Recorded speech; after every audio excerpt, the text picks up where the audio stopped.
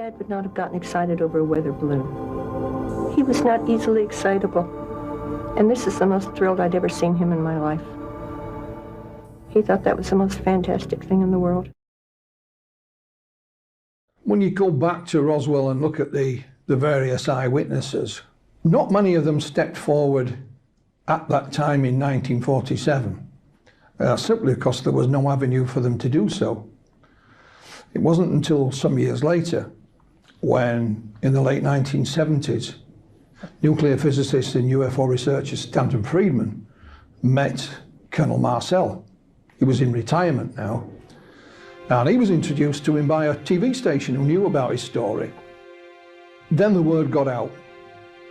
Roswell became news. He was featured in television and newspapers and so on. And it's only when that happened then other people who were there at the time stepped forward. Some went on the record, others, in confidence. Some were also found by UFO researchers. They'd look who was serving in the military at the airbase at that time and were able to track them down and find them. So many of the airmen and civilian witnesses as well went on the record. So the investigation to Roswell started in earnest in the late 1970s and it's still ongoing even today. There's been lots of first-hand witnesses from the military go on the record. Even young Marcel himself, he became a doctor, a medical doctor and a flight surgeon, served in the military himself. He's gone on the record, wrote his own book about it, spoke at conferences. Sadly, he's no longer with us. So a lot of the people who were there, either first or second hand, stepped forward. There is this threatening aspect of the Roswell story, but again, we have to remember it was a different era and a different time.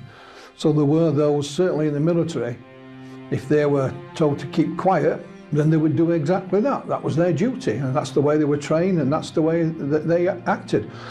A number of the military witnesses didn't go on the record for a long time, perhaps when they were in the twilight of their own life.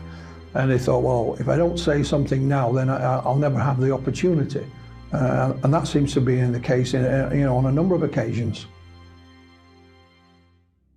The best evidence we have from a number of eyewitness sources is that the craft and the bodies were brought to Hangar 84 on the Roswell Army Airfield and stored overnight before transport.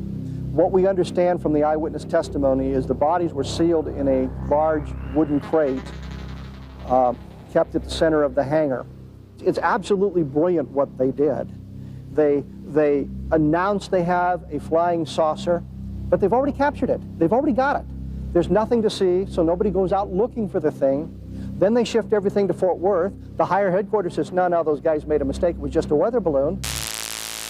One of the sinister things about the Roswell affair is that there are claims that the military not only ordered the people under their command to stay quiet, but also civilian witnesses. The press can't find Jesse Marcel because he's in Fort Worth and he's been silenced. When he came back from Carswell, after flying the debris, he did tell me not to talk about this, told my mother not to talk about this. This is a non-event. Play like it never happened. Don't even talk about this with your friends, which I didn't. And years later, he confided that he was actually part of the cover-up because he went along with the Air Force explanation, even though he knew full well that that was not true. There's corroborative testimony that suggests somebody was putting pressure on people to silence them, and they used what means were necessary to keep those people silent. With some of the civilians, they were told that if you ever talk about it, you will be killed. For example, there's a lady by the name of Frankie Rowe. Her father was a firefighter. It's claimed that they were dispatched to the event, and he managed to somehow acquire a piece of this memory metal and show it to her. She was his daughter. Shortly afterwards, they were visited by members of the military with a stern warning, and I mean a very stern warning, that keep quiet about this and say nothing. Bullets are cheap, so to speak. I said, yes, I did handle it. And he started emphasizing, no, you didn't. Well, my mother was pretty strict, and we didn't lie. So I'm insistent that, yes, I saw it, yes, I held it.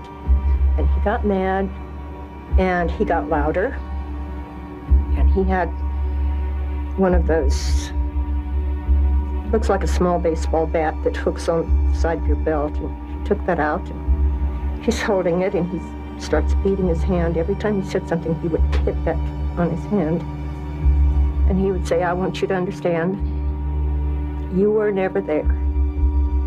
You did not see anything. You did not hear a conversation. And he said, if you can't understand this, there are things that we can do. He said, we can take you out here in the middle of this desert. He said, this is a big desert here. He said, no one will ever find your bodies, ever. No one will ever know what happened to you. He said, the only way I'm going to let you stay around or live is if you promise you'll never talk about this the rest of your life. So I told him I wouldn't. And that was a reoccurring theme every now and again, both with civilian and military witnesses.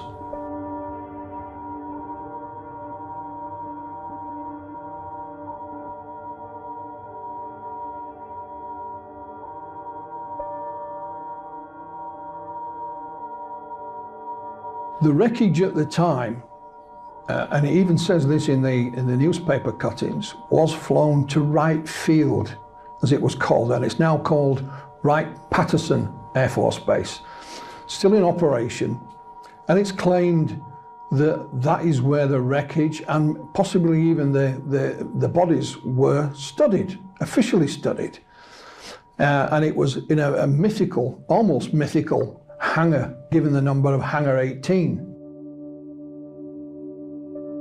There are those that claim that when the wreckage was studied at Wright-Patterson Air Force Base, it was drip-fed secretly into civilian research programs, and that it may have helped the technology for the space race, for example. Good Lord, ride all the way. Keep Godspeed, John Glenn.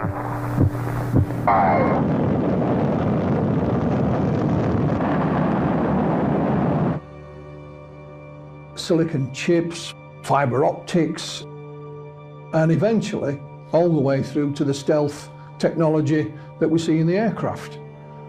That is a rumor, it's not proven, but there are those that say that, you know, most of the technology that was found that day at Roswell are still yet to be identified, and we haven't been able to reverse engineer it at all.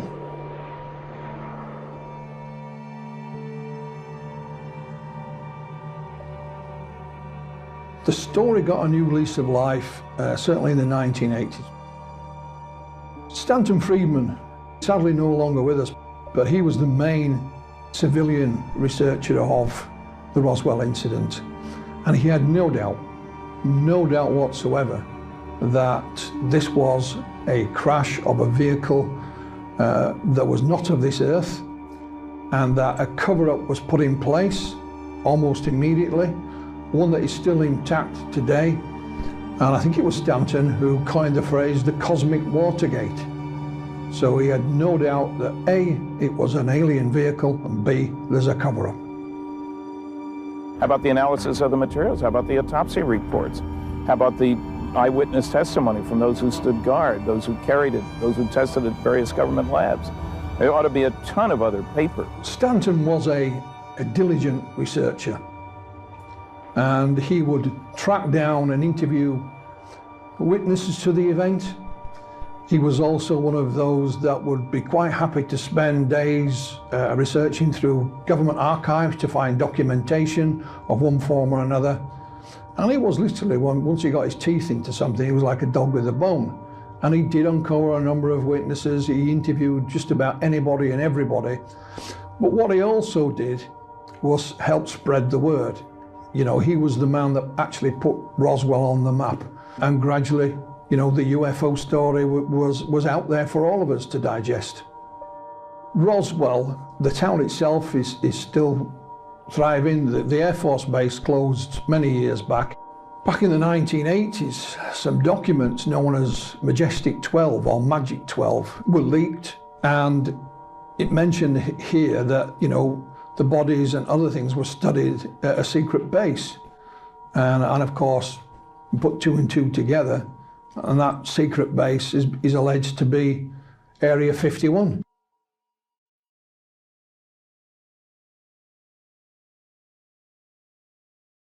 I was the press officer for the British UFO Research Association.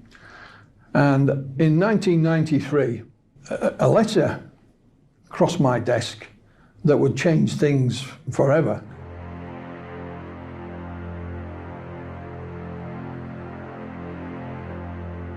And it was a letter from the Merlin Group in London, from a gentleman called Ray Santilli. After the initial letter, we corresponded some more, and I spoke to Ray Santilli on the telephone. It was quite apparent he knew very little about the UFO subject. So I arranged to meet Ray Santilli in London, obviously a businessman. Music was his main area of business. He obviously knew about that. However, he did go on to mention that he had film of the Roswell UFO crash. Not only did he have some film footage of Roswell, but the actual aliens themselves being dissected, an alien autopsy.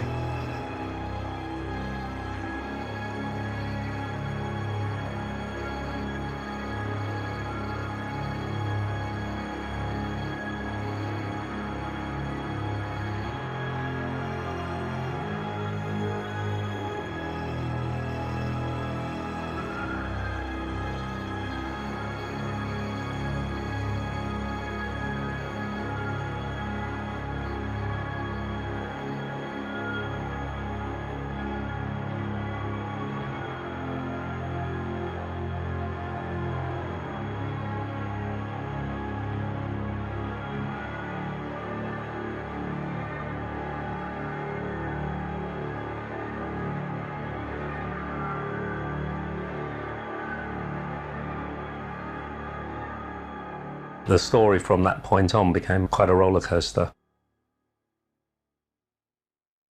At the time, you know, I didn't look upon it as being anything other than just a film. You have to ask yourself, okay, we have a film. What could it be? First of all, could it be a hoax? Of course it could. You know, when you look at the movie Jurassic Park, they made full-size dinosaurs, you know, move and look real. So with enough time and money, yes, it could be a hoax. Then we looked at, could it be real? Could it really be, you know, from Roswell?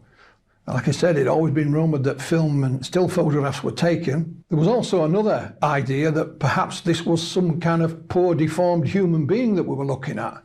So it was, again, a real film, but it was of some, you know, some deformed person. And there was even another theory, if you like, that could this be some US military disinformation film? Not to disinform UFO researchers, perhaps it was made to fool the Soviets, you know, and leak it into the Soviet Union to say, look what we've got. So there was a number of ideas, you know, as to what it may or may not be, none of which could be proven one way or another at that point. I spent in total 14 years researching the alien autopsy film. And in 2006, we'd already been given a name, a first name of a gentleman, and the name was Spiros. I knew the film was a fake, I just couldn't prove it. I had a few missing pieces. A colleague of mine called Roswell Callahan had a phone call from a gentleman called